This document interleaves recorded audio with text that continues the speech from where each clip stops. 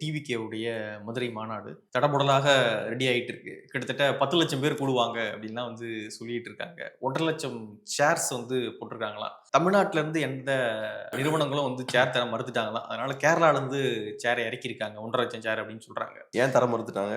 போன தடவை பிரச்சனை ஆயிடுச்சு. எல்லா சேரையும் உடைச்சிட்டாங்களாம் மக்கள், தொண்டர்கள், தோழர்கள். அதனால வந்து இந்த தடவை தர மறுத்துட்டாங்க போல. அதனால இதான் அவங்களோட ட்ராக் ரெக்கார்ட். ஓகே.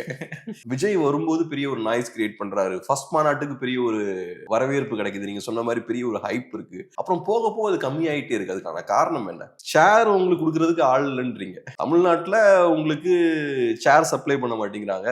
ஏன்னா நீங்க தியேட்டர்ஸ்குள்ளேயே சேர்லாம் அடிச்சு உடைக்கிறவங்க. நீங்க நான் ஒரு தியேட்டர்ல எல்லாம் பாக்குறேன், கம்ப்ளீட்டா எல்லா சேர்ஸுமே பிளாட்டா இருக்கு. அப்படியே உடைச்சிட்டாங்க.